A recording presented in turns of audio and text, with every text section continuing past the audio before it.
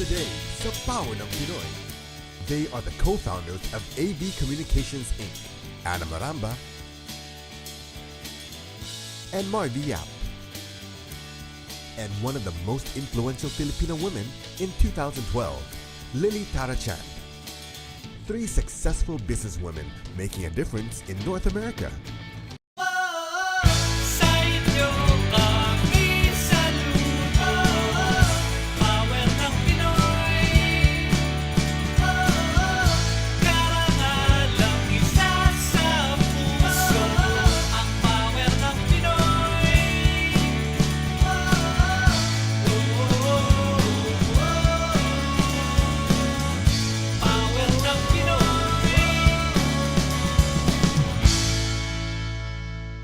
Welcome to this week's episode of Power ng Pinoy.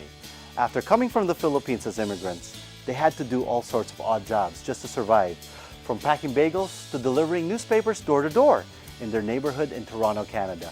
Today, Anna Maramba and Marvi are the owners and executive directors of their own marketing company, which is steadily growing fast.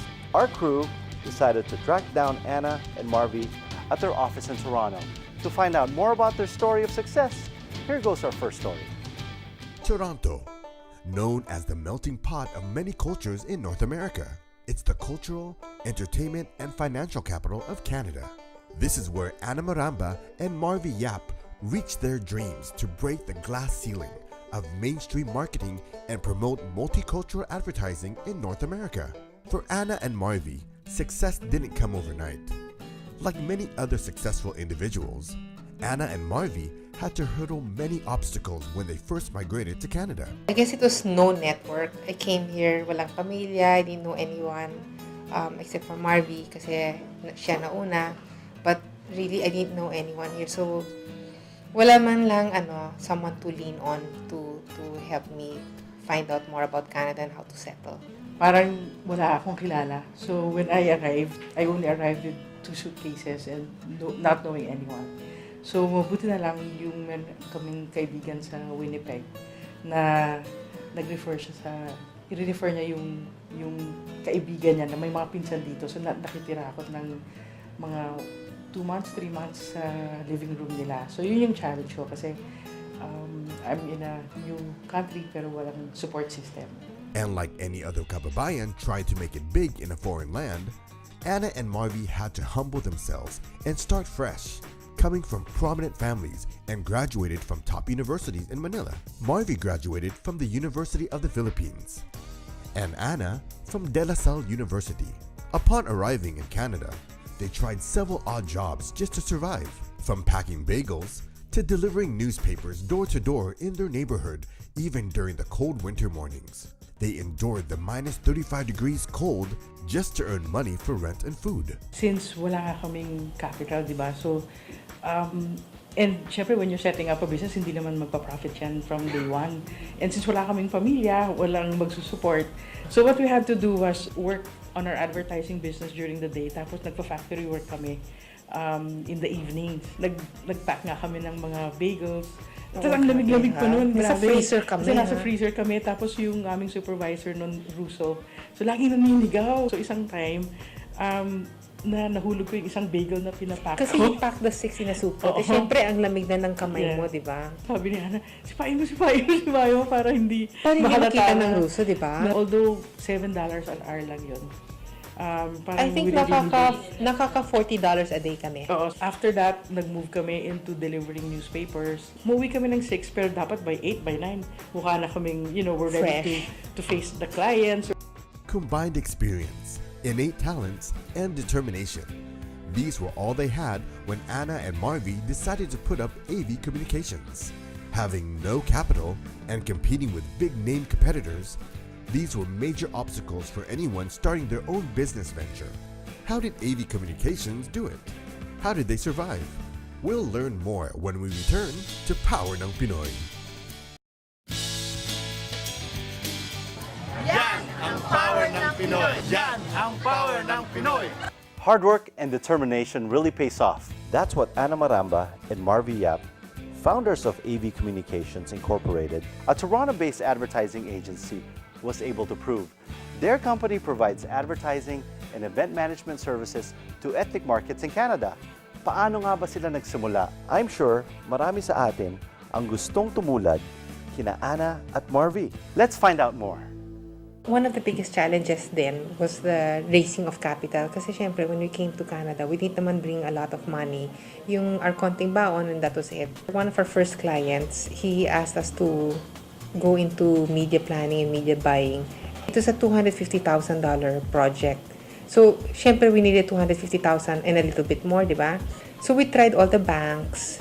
You know, the banks didn't mind us. We even went from branch to branch. The branches didn't mind us. So, there's one time pa nga a bank asked us, so what are your assets? Syempre, bagong dating kami. Wala kaming assets, no? We borrowed na lang from family, my sister specifically, tapos yung a friend of mine, tapos nag-personal loan. Tapos, all in all, we were able to put up 80,000.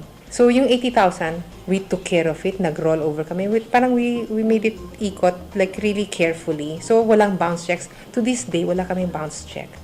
But within a year, we were able to pay it back. Our very, very first clients were like really small businesses na Filipino, like our accountant, tapos yung merchandising display. Put in like 900 hours for a $300 return, which was fine with us kasi at least $300 ang laki na yun. From large businesses to small businesses, AVCom catered to all sizes. Ana and Marvi gave it their all just to retain their existing clients and to attract new ones. They treated every assignment as it was their last, so they always gave it their best shot. The result? Excellent quality work, which translated to satisfy customers. That's why it's not surprising that they've got big names in their roster of clients, such as Western Union, Rogers Wireless, Disney on Ice, Government of Canada, Kia, Knorr, BMW, at marami pang iba. And despite the fierce competition in Toronto's communication and marketing industry, hindi nagpapahuli sina Ana and Marvi. They have added more big-name clients to their business.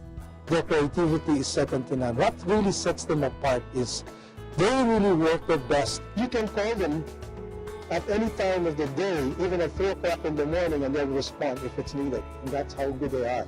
Sila Marvi at Ana, they've learned their race. Okay? And while they're good, they also know that, if they put all their resources together in their knowledge, in their field, then that's a hero. Talagang power ng Pinoy. Not only are their external clients pleased with and loyal to their services, but their most precious internal clients are happy to be part of this company. Their employees. Being a multicultural company, AV Communications Inc.'s adherence to employee equity is very evident. AV Communications is known to take great risks in hiring new landed immigrants without the often required local experience, especially in this field. In a sense, AV Communications Inc. serves as a training ground for fresh blood. Like the teamwork is so amazing that I learn a lot from them. They have this certain passion to their work. And for you to be able to be successful in your craft, like you don't just have the talent. You gotta have the passion to do it. Anna and Marvi, both of them are really, really great boss. Both of them are really nice. I found that I keep learning every day. They teach me a lot since I joined the company. I think they are really brave to try new person, and they really trust me, give me lots of opportunity and chance to do the artwork, to do the creative. They build a really great relationship with client, so that's why when client get connect with us, they won't leave us. I think Ana and Marvi are successful because opening up a business in Canada is quite difficult, especially if you start out as an immigrant. The challenges are compounded when, especially for them, when they came here, they didn't really know anybody. So it's really like starting from scratch. And starting any business, for that matter, is difficult enough. Starting it in a different country adds another level of difficulty to it. Like many businesses and enterprises, Ana and Marvi faced many challenges, which was not easy, but they took every challenge as an opportunity to learn and be better. In fact, some of these challenges even turned out to be a blessing in disguise. Basically, how we got through most challenges was we never really looked away from what we needed to do. We just went through. Parang, don't even think about it, just do it and do it well and do it better than you think. Ganun lang naman eh. I think for anything that came our way, parang it wasn't a matter of, oh, we don't know how to do that.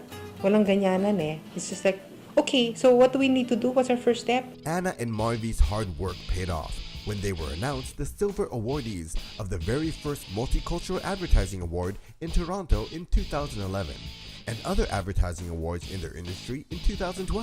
Dito sa Canada, parang multicultural advertising is still it's in infancy stage, di ba? The main creative awards here in Canada, the marketing awards. First year nila last year na nag-set up ng category na yun ng multicultural marketing award and we won it for one of our accounts sa BMW. It's a silver award for print for the Chinese community and it was the highest award at least for that category. What made us really even more proud is the fact that the veteran agencies here didn't get an award. Kasi we're not the oldest multicultural advertising And we're agency not the here. biggest. And we're not the biggest either. It's a nice recognition of our hard work. Never forgetting where they came from, this is their guiding principle that inspires them to help others achieve their own dreams. In our office, 90% dito, immigrants. I guess that's a way of giving back, letting people have that break, whether or not they decide to stay with us. They are able to get better breaks after they come from our office. There's this magazine who approached us and asked us paano ba. So we actually give suggestions for free. Business advice. For us, it's always an open door. Na parang kasi nga parang feeling namin we really wanna raise the profile of the Filipinos here in Canada. Nearly 7 years after deciding to stop packing bagels, Anna and Marvi can now look back and see how much they have achieved. Nakaka-inspire talaga, especially para sa mga immigrants na nagsimula sa wala. Sina Anna at Marvi, matyaga, matalino, at di sumusuko. Yan ang power ng Pinoy.